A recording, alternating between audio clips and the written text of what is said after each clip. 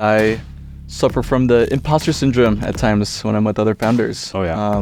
What are some tips that you've put in place to help deal with that imposter syndrome? Hold on, maybe the Ahi will speak. Yeah. In one sec. Mark Pecota, CEO and co-founder at LaunchBoom. Well, I mean, the big thing I've realized is like everyone's figuring it out.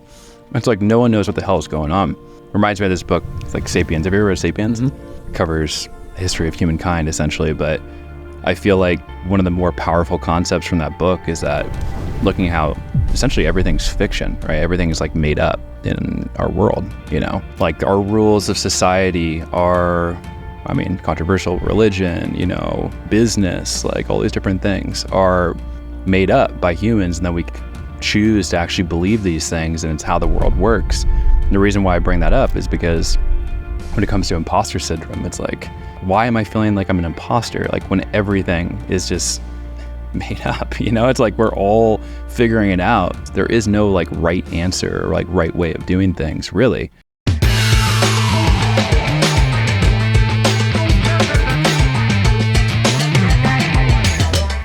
Hey Mark, welcome to Founders and Empanadas. Really excited to have you on my very first episode.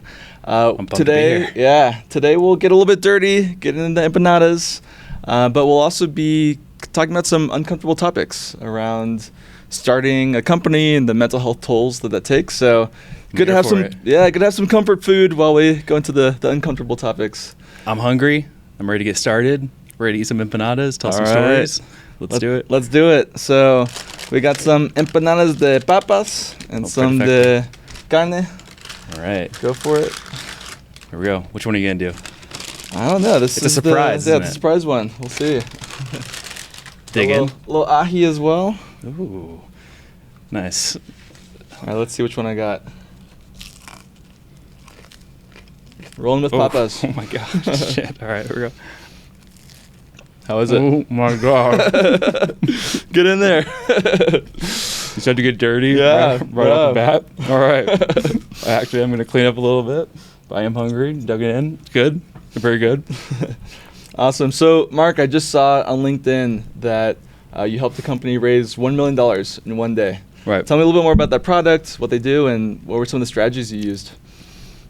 Yeah, that product was called Polycade. Really cool product. I think if you want an arcade in your home, this allows you to do that. You can put it on your wall. It's a modular arcade. It was actually created by the son of Nolan Bushnell, who is the founder of Atari. Oh, wow. And so we help people launch their products on Kickstarter, and it did $1 million in one day. And it's kind of what we're all about. LaunchBoom is the name of the company. It's helping people have what we call these launch booms right off the bat.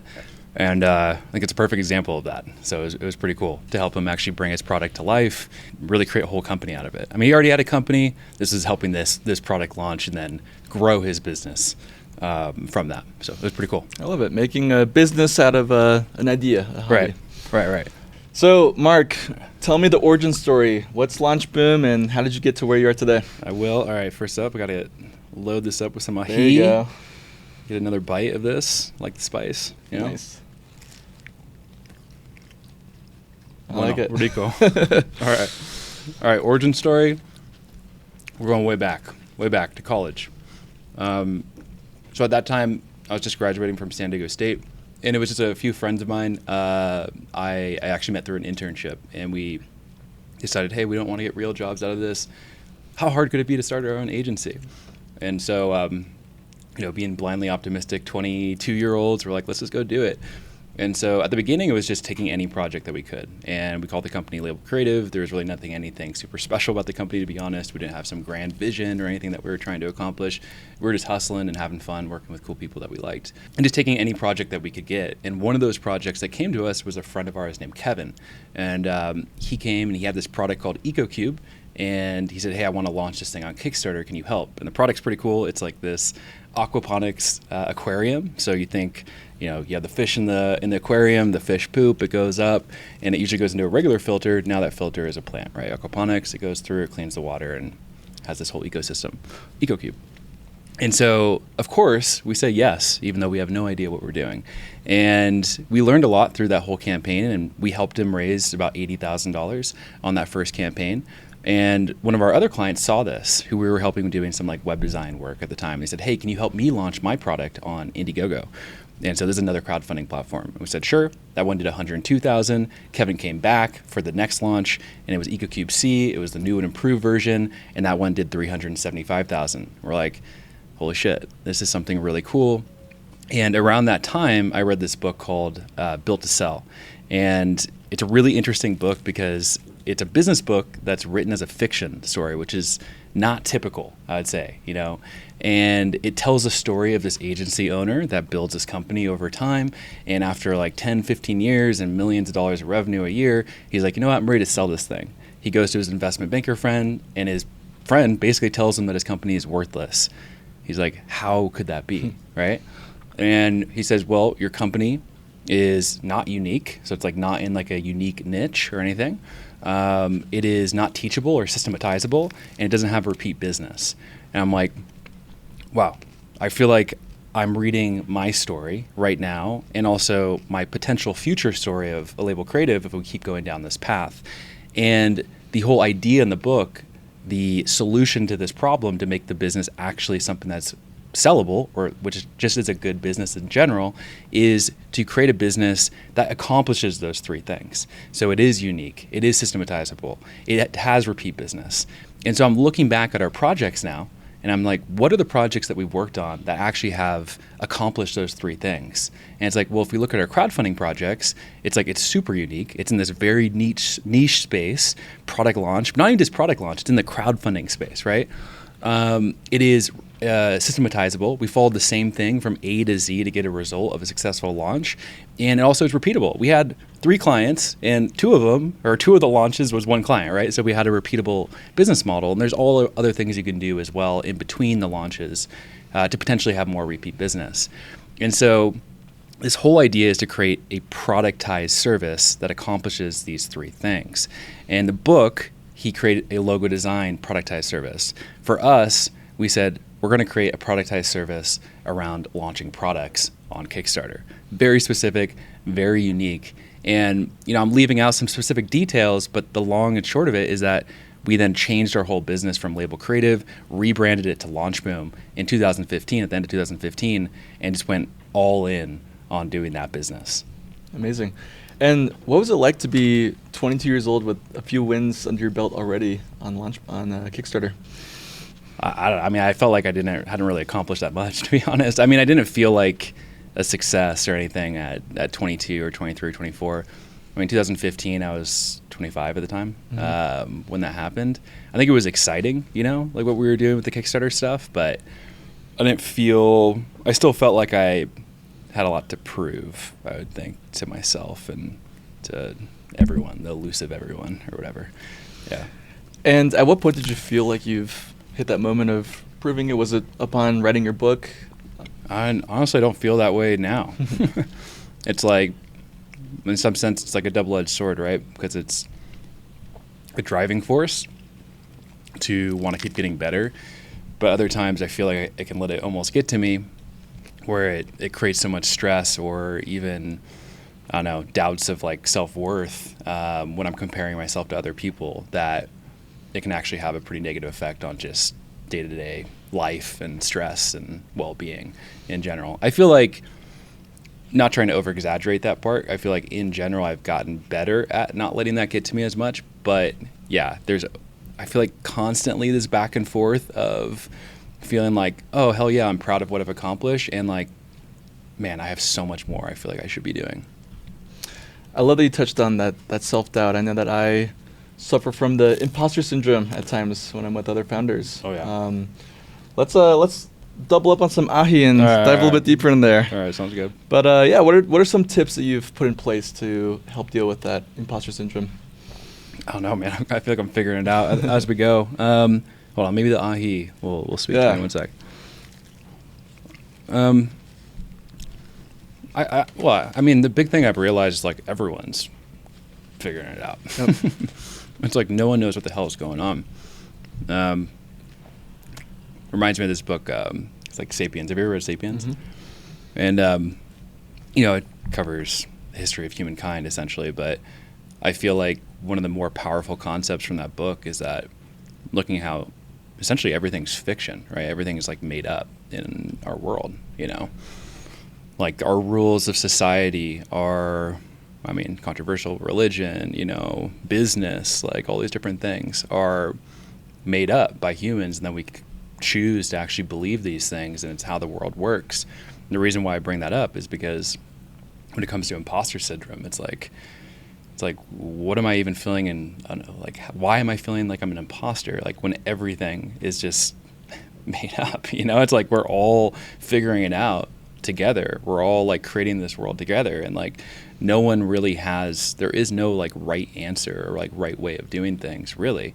And so I think reminding myself of that often can be helpful, although even with all that said, there are times when, yeah, the feeling still comes up. I think it's then just having the awareness to then remind myself that everyone's experiencing this essentially, or has at one time. Absolutely. So writing your book crowdsourced must have been an emotional roller coaster. One of my favorite stories you shared with me was when you were recording the audiobook from your closet in Medellin. Right. Yeah, walk me through what the process was like of putting all of your ideas and cementing it into that book. Yeah, so the original edition came out in 2020 of Crowdfunded, and it's, yeah, I mean, that right there was way more difficult than I thought, writing it. The new edition, which you're talking about, came out last year, and for this one I decided to record the audiobook. Last time we actually had one of our sales guys at the time. He was, I didn't know this, he on the side did like professional like voiceover recording and audiobook recording. He's like, hey, I can record the audiobook for you. I'm like, all right, go for it. That sounds awesome. But for the new edition, I'm like, I want to do this myself, you know? And it was kind of just up leveling every single part of the book. But the audiobook was way harder than I thought. I was like, you know what? I'm just going to record this whole thing in a weekend, no problem. I got the mic. I've got everything set up in my closet, because if you don't go to a beautiful studio like this, which I wish I found, you have to, you know, or the best thing is to record in your closet. You have all the clothes in there. It's going to actually dampen all the echo and everything. Anyways, you guys already know the whole punchline of the story. It took way longer than I thought, from a weekend to a month. Also, it was freaking super hot in there all the time. So I think what I had told you was, and if anyone's reading the audiobook, now you're going to have this visual, is that I'm in there just in my boxers recording this thing for hours every single day to get it right, because I'm like sweating and trying to do it. But anyways, I think it turned out good. Any clips of you eating empanadas in your boxers midway through the audiobook? Or No empanadas. Yeah, actually, to be honest, I don't eat that many empanadas. This is like a treat for me. I always forget to go get them. Yeah. It's like not something I think about. It's too easy to order Smash and get the Yeah, gringo that's food true. delivered on Rappi. I definitely got smashed last night. Nice. Yeah. And tell me a little bit about living in Colombia and how that's affected your journey building your business, and just how you manage stress while also being able to live in a beautiful place like Medellin. Yeah, so I moved here 3 years ago. And yeah, the original idea was I was only going to be here for 6 months. You know, obviously that all changed. I met an amazing woman here, my girlfriend, and that changed my whole plans in general, so which was amazing. But in terms of your question on like managing stress and just kind of going back to that moment, well, I mean, our business had gone through all this explosive growth in 2020. It was, you know, we started the year out in 25 people. By the end of the year, we had 65. The business, yeah, it was wild. It was a crazy ride. And, you know, the reason why I bring this up is because we had, you know, all the success, and it was great. But in 2021, we actually started to feel a little bit of a pullback in terms of, well, I'd say there was a lot of artificial, let's say, you know, inflation of the economy and everything going into it. And so pretty much anyone that was you know, attached to e-commerce was having this huge boom in their business, and ours was one of them. It was great. 2021, things started to come back down to earth a little bit, but we were kind of going through this roller coaster ride of the business, going through, you know, cash flow swings, in and out of profitability. We had some people leave. We went through a few rounds of layoffs that were on the smaller side, from like 3 to 5 people, but still difficult.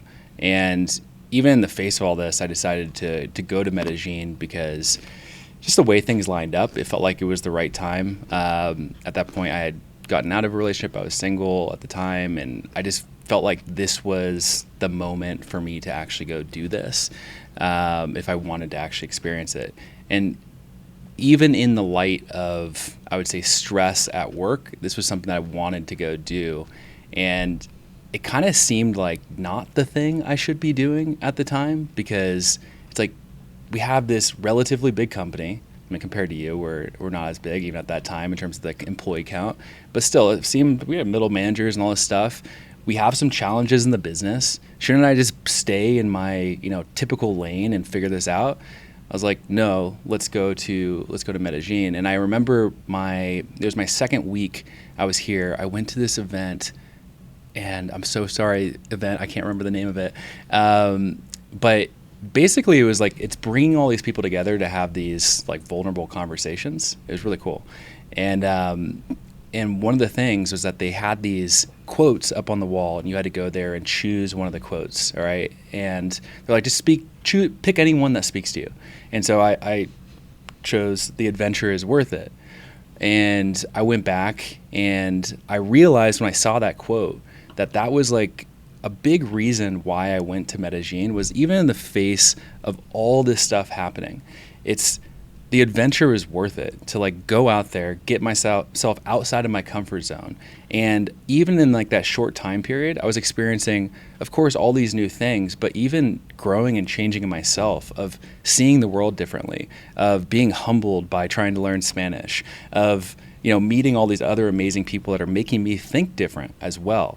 And I think I would credit a lot of, building myself up to making a really big change that we made in the business that year, which was going from, having at this point like 45 team members down to 19. And we made this big pivot, which I can talk about in a moment. But I really feel like a lot of that was because I put myself outside my comfort zone, came to Medellin, basically figured out the adventure is worth it, got myself in a different mindset, and was able to actually make this type of more difficult decision. So yeah, I think that went off a little bit from what your original question was, but that's what came up. Yeah. For me.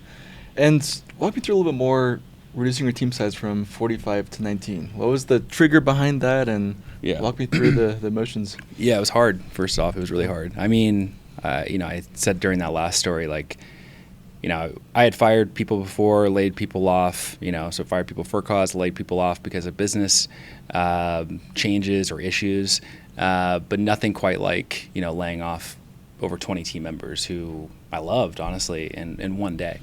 And what led up to that, just, quick reminder, it's like we had this big growth. We kind of came back down to earth a little bit. We had a little bit of rocky patch. But I kind of felt like we were like figuring things out, like the business was starting to kind of stabilize. And there was someone on my team, one of the members of leadership, who was moving into a COO role, chief operating officer role. And he was super smart. He's an awesome guy. And I was moving him into that role. And I kind of felt like that was going to be like, we're going to like do this together and we're going to like really figure this business out. And I remember I'm about to jump on a call with him to kind of talk about like announcing this to our team. And I start the call, and then really quickly he like kind of stops me. He's like, "Hey Mark, I have something to tell you. Like, I took an offer at another job." And I'm like, "No, holy shit," like my heart sunk. It was super hard. Like I felt like we'd been battling, the business had been battling for a long time. I had put a lot into like thinking that this was going to be like I was saying, almost like a way out, and we were going to do this together, to being like, shit, he's leaving. Like this is going to change everything, right? And I took the next day off. And I just reflected on, what happened, right? What's going on here? I felt like I was a lot like out of control, and I realized that I just wasn't that excited about what we were doing anymore. It's like at that point we've been doing it for 8 years or 7, 8 years. And, the business had gone through transformations and evolutions. But I'm like, if I'm not actually excited about what I'm doing in the business, why would any of my team members be excited about what we're doing in the business? And it's not like I was out there telling them I wasn't excited about it, But I feel like people can pick up on the subtleties, the energy of their leader, if that person is not fully bought into the vision of what the company is, right? And I'm like, holy shit, how did I let myself go so off course? And I feel like it's very easy, or in my experience, it was very easy to just kind of like get wrapped up and just fighting, and not lift my head up to see, am I still going in the direction that I want to go? And so I realized that like in order to be a really good leader, I have to be selfish first. I have to take care of my own wants and needs and desires, and that's like my own vision. Am I going to be able to do the things I want to do and see the vision come to fruition of what I want first? And that, I think some people shy away from this whole idea of becoming like selfish, like you want to think about yourself first, but you have to. It's like the whole like, you know, airplane thing, right? It's like put on your own mask first before you put on the other one. I don't know if that's the best analogy, but it's, you got to take care of yourself first, and then everything else will come from there. Because in this experience, I wasn't clear on what I wanted or taking care of myself first. And so of course, no one else was going to actually feel that as well. And there was rippling effects happening in the company. And so right then I said, all right, well, what am I excited about? And about 2 years before that, we had started this program that was, you know, we were a full service agency. We were doing everything for our clients. We started this other program that was essentially a downsell. You know, instead of us doing everything for them, we're going to do it with you. It's like a consulting or coaching consulting model. And we had a small team working on that. But over the last 2 years, leading up to this point, that program had been growing steadily, profitably. It had happy clients, a happy team working on it, while pretty much all of my focus was going on the agency, which was like topsy-turvy, going all over the place. And I'm like, that consulting thing is actually super exciting. You know, it's a super differentiated offer in the space. It's especially with us, where we were serving this like sliver top 1% of the market. It's like, this serves like a way bigger group. I feel way more passionate about doing that. Like, it excites me more. And so, I mean, it really kind of was almost that easy in the moment, where I remember having this realization. It's like, we have to go all in on that thing. That's what we got to do. And I was like, also, I know what the consequences are of doing that, is that we don't need this big team to do that. Yep. Right? And so from there, called my other partners up and we talked about it. And that day we decided that we were going to make a change. You know, it took about a month and a half to actually then plan how we were going to do it.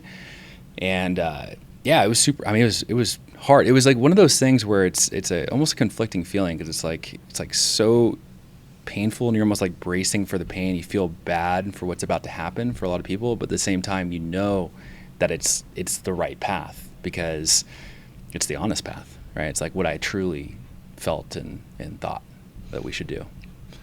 And would it be fair to say that new model at a lower price point is also just a lot more accessible to the majority of people going through Kickstarter? They have a bit of the chicken and the egg problem, right? Right. They can't pay for a large service up front when they're trying to crowdfund for themselves. Yeah, we're like, hey, I want to raise money for this new product idea. They're like, all right, give us like 25 grand, you know, to do this all for you. They're like, what the hell? Like, that doesn't make any sense.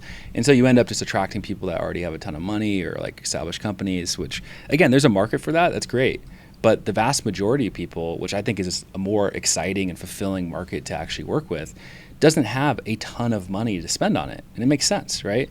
I mean, there still is a cost, right? But it's substantially less than what we were charging before. And I think it's just a better offer altogether. Yeah. And a lot more scalable for you and your team. Yeah. I love that. Mark, walk me a little bit through how you try and understand your customers' pain points. Something that we've talked about when we were at dinner the other day was, espresso martinis. Espresso martinis, empanadas, and talking about instead of kind of with storytelling, sharing your own story and your own pain points, it's understanding your customer's story. Yeah. Walk me through some examples of that. Well, first off, I think that kind of like the founder origin story is like kind of overrated. I know I just talked a lot about it, but like what's more important is your customer story, like your client story, and like really understanding what that is. Some round two, by the way. Oh yeah. Well, I'm still working on this. Okay. What do we got? Well, let me try a Papa one. Yeah. Ooh, get in there. Yeah, is the whole idea of the customer story. I mean, if you really think about it, it's like people are not buying really based off of your origin story. That might be like something that I don't know, could be a hook for them, make them feel more connected to you, and it is an element of their purchase decision, but I don't think it's the main thing, right? It's really understanding their story. Hold on one sec, let me get in there. It's understanding their story. What do I mean by that? Because it almost sounds like, okay, what do you mean? Well, if you think about it, a story has the most simplest terms, beginning, middle, end, right? This isn't going to be a storytelling masterclass. It'll be like 101, maybe 201. But beginning, middle, end. You think about like with your customer story, with the storytelling in general, beginning, middle, end. At the very beginning, what's happening, right? Well, you have a character that is essentially has an intention or a goal that they're trying to achieve, and they have some type of obstacle in the way, right? And so the beginning is setting that up. That's like the basics of a story. If you think about any story, it's like any good story for that matter, there always is some type of intention and obstacle. The middle of it is them fighting, battling, or whatever it might be in the story, them going through this process of trying to battle this obstacle, right? And then the end is that transformation. It's them achieving that goal and then having that transformation in them as a character. And if you look at the beginning and end of a story, it's essentially the characters themselves there's some trait about them that has like changed. Basically it's gone from one end of the spectrum to the other, right? So if you think about it now in the terms of your customer story, right? I think it starts to make sense and fit pretty easily. It's at the very beginning. Let's say in our case, our clients, their story is that they have this product idea, they have this dream of turning it into something that can be their full-time business, and their obstacle is that they need the funds to make it. They don't know how to actually do the marketing around it, and now it's like, okay, we can tell that story when it comes to our marketing, and then the middle of their story is how are we actually going to help them do this? How are we going to help them go from just a product idea to figuring out their marketing to launching on Kickstarter to getting that money and then transforming that into their dream business? And then the end is just that. It's them actually having a successful launch, getting the funds, and then going through the transformation of what we say is going from a day job to a dream job. And that is the transformation that we're trying to tell. So I think it's really important because a lot of founders, I think, focus too much on maybe themselves or not the right part of the story, when really it's about understanding your client story or your customer story and being able to tell that as clearly as possible and intriguingly as possible. And you can really follow that up with, when it comes to your marketing, with more storytelling about your clients. It's like all we do pretty much is focus on creator stories. Like for our marketing, it's just stories. People going from, he had this idea, right? And now he has this whole dream job that he's created because we were able to help him launch. I love that.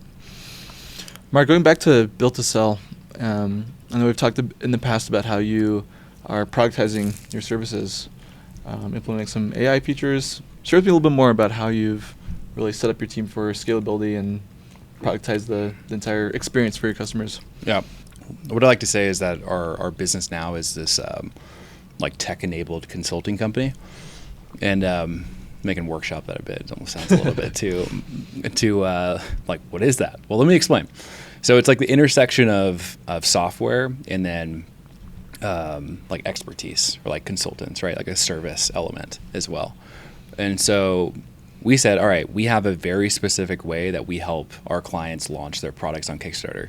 And the main thing that we do is that we help them build up an audience prior to the launch. So the pre-launch is the most important part. We help them drive ads from using meta ads to a landing page, collect email address. We have a way for people to put down a deposit. That's another typically big part of the funnel. And then we email market to them. That's like the crux of the whole system, right?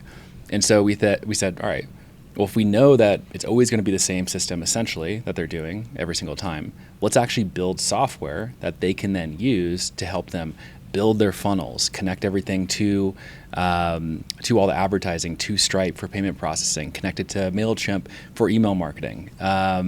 Let's actually build in AI tools, because we know we've run these like over 1,000 campaigns. What is the actual copy that works really well when it comes to the ads, when it comes to the landing page? So now people can go into our software, which we call LaunchKit, and they can build their funnel using AI. It will build out the initial thing. They can build all their ad copy. Again, they can hook up to everything. And that right there is just one part of the productized service. But if you look at really everything that we do, it's systematized down to a T, where if you even go all the way back to the beginning of like when we first sell, it's one price. It's like, this is the price of Launchbeam Accelerator, or we have another program for Launchbeam Games for tabletop games. But it's not saying, all right, let's do a needs assessment and figure out all your needs and have a custom proposal just for you. It's like, no, this is more like Starbucks, right? It's like no one negotiates on the price of a Frappuccino, right? They go in there and it's whatever, $5, or I don't know how much it is now, $7, probably a lot. But yeah, the same thing with our business. Price is the same, and then figure out all the systems in place that are going to be productized and the same every single time. Love it. By the way, you live in Medellin along with me. Do you ever get huge sticker shock whenever you go back to the U.S.? Like going to Starbucks, like there's an extra zero there that shouldn't be there. Oh my God. I mean, the worst are like specialty coffee shops, honestly. Yeah. It's like you're paying like $7-8 for a coffee or something at some of these places. It's insane. And I was going back to San Diego. San Diego is like, I think, one of the most expensive cities in the world now. And so, yeah, definitely feel sticker shock going back. And they're importing the same Colombian coffee that we can right, get exactly. for 50 cents. Yeah, exactly. So for a founder that's not very good at storytelling, how could they go deeper into this, and what are some tips and best practices that you found? I mean, probably the obvious one is just to do a little bit of research, right? I mean, I would not say that I am like a master storyteller at all, first off. And I mean, some people that I really like, Sean Puri from My First Million, like he has an amazing podcast that he did pretty recently that was all about storytelling. It was on the How I Write podcast. But anyways, just go on there, check it out. But some of the things that I found to be super helpful, one is that I found writing every single day is super helpful in figuring out or getting better, improving my own storytelling. And that content can be a number of things. It's like I was saying before, I like to write a lot about our clients, right? And the case study is not this just boring case study. It is actually telling a story from the beginning of where they were at and the challenge that they had to the end of us actually helping them achieve, the successful launch. And so every single day I'm writing content, whether that be blog posts, newsletters, LinkedIn posts, scripts for YouTube, shorts, whatever it might be. And so I think doing the work and practicing content in the form of writing can really, really help when it comes to improving storytelling. Another thing is, I already said this before, but I'll say it again. I think, and I got this from Sean Puri, and he probably got it from someone else, but the whole idea is the basics of storytelling is that there is intention and obstacle, right? And so intention is you should be able to pause the movie or story at any point, and you should be able to say, this is the intention that that character has, like the goal that they're trying to do, and this is the obstacle in their way. And if that's not super crystal clear, then you're never going to have a good story, right? Because it's that obstacle creates tension, the intention tells you where they're trying to go. And so I thought that was a really, really good tip for storytelling because it's really easy to understand. There also has to be stakes involved. So there has to be something at stake. What happens if they don't do this? In the case of our clients, if they fail this launch, they might just be stuck at their day job still, or they might be, just sitting there, wondering if they could be that successful company with regret, right? There's stakes involved that you can really lean into when you're actually telling the story. Another thing that I got from the founders of, or the creators of South Park, is that they talk about when they create their show, it's like every single piece of it is thought of as like every scene is its own beat, and every beat is separated or connected by but and therefore. All right. And so their whole idea is that if you have a story that's just like, and then this happened, and then this happened, he went there and then this happened, and then he went there and then he went there. It's like, that's a super boring story. But if you connect the different parts of your story using either but or therefore, which can also be so this happened, then that creates, the but creates tension. It's like they went over there, but then this happened and it got in the way. Therefore, they're going to go do this to then solve the problem. But then this happened. Therefore, this is going to happen. And if you actually look at, any type of story, you can break down. This is what I've been doing. I'll take like really good, what's one I did recently, like a YouTube short that did really well about a founder story. And I just took the script, I took the transcript, and it followed this. It followed this whole thing. It was like, it started out with this hook and then went, but how did I get here? It's like, okay, now it's like they're starting a new beat in the whole story. I did this, I did this, I did this, but then COVID happened in this case, right? It's like, okay, another obstacle. And so I found that this trick, or this, I guess trick, I would call it, this a piece of advice can be really helpful. When I'm writing things, I actually highlight or bold the buts. It's like, but this happened. And then I also bold like the so's or therefore. I don't use therefore because it's kind of sounds too much, but so. And I think now looking at the script visually, I can see the different sections of my story and break it down. And so I found that to be really helpful as well. I'll never look at South Park the same way. Yeah. You got to watch. There's like this YouTube video of them doing it. It's really short, but they break down how they actually do their storytelling. And that was like one of the main tips they give. I love it. Well. And the past 5 minutes also, I had Cartman's voice in my head while you were walking through the story. Yeah, exactly. Big. Yeah. Awesome. How are you doing with your papas empanada? Oh, delicious. I actually think I like the papa one. I think I need let me fill you in with some. All right. Give it to me. Ooh, there we go. Got a little ahi in my water. All right, thank you. You're welcome. I do like spice. This is my job as the host. Yeah, exactly. Yeah, give me ahi all over the place. I love it. So, Mark, if you could write a letter to yourself 5 years ago about growing your business, what would you include? About growing my business.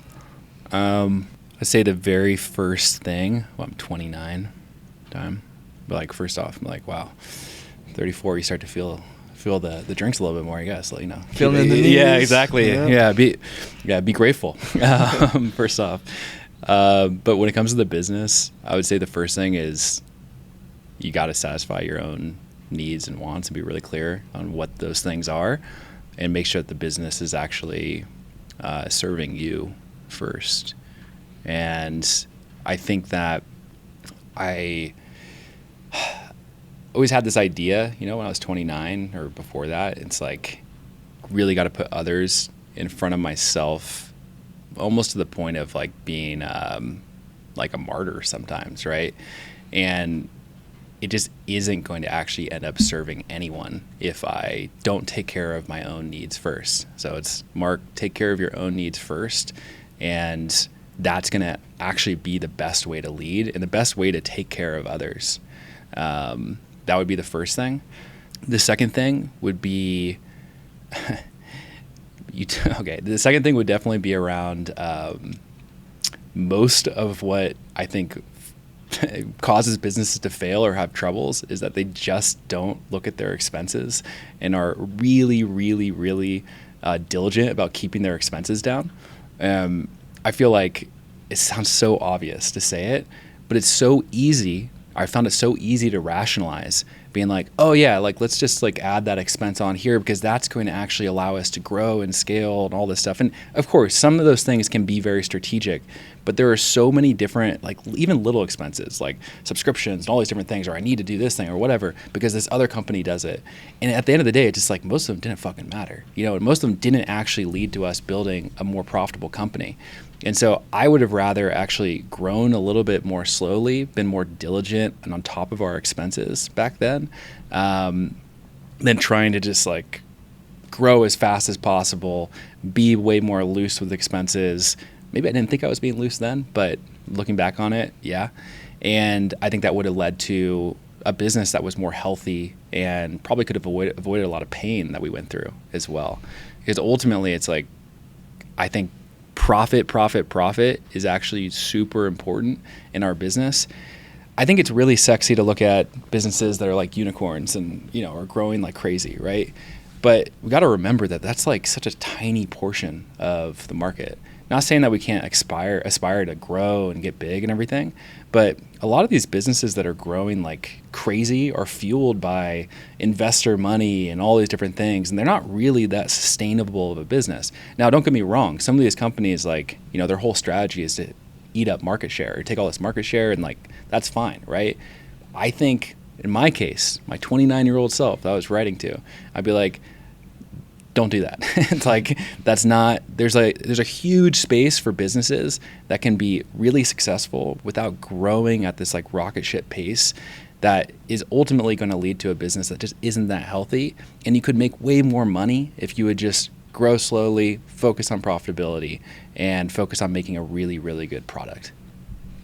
I just went through a spring cleaning of software subscriptions myself. It's yeah, I do it now every quarter. And yeah, it's challenging. Like, in the moment an employee comes to you, they need this tool. Who are you to say, oh, that's not required? But they're like, it's like $20 a month. You know, it's not that bad. And then all of a sudden you look at it and you have like 40 subscriptions that are all $20 a month, and it's like, all right, well, I like to look at it from a yearly perspective. Yeah. And be like, all right, well, I can actually save. Would I rather put that money in my pocket, right? It's like, yeah, probably. Yep. And I love your first point that you made about just treating yourself, the 29-year-old version of yourself. You know, yeah. Fill your cup twice before filling anyone else's cup. You can't serve your other employees or your customers well if you're not prioritizing yourself. Right. Awesome, Mark. Well, thank you so much for joining me on Founders and Empanadas. Hey, where's your empanada? Yeah, mine's already done. Is it? All right. You're welcome. And Mark, where can people find you online? All right. You can find me. I'll look in the camera. You can find me at launchroom.com. Empanadas are good, by the way. You can also find us on YouTube. Just go to launchroom.com. Also, I always give out my email. It kind of sounds crazy, but if you go to mark@launchroom.com, shoot me an email. We'll chat. That's it. Thanks for having me on. Salud. Salud.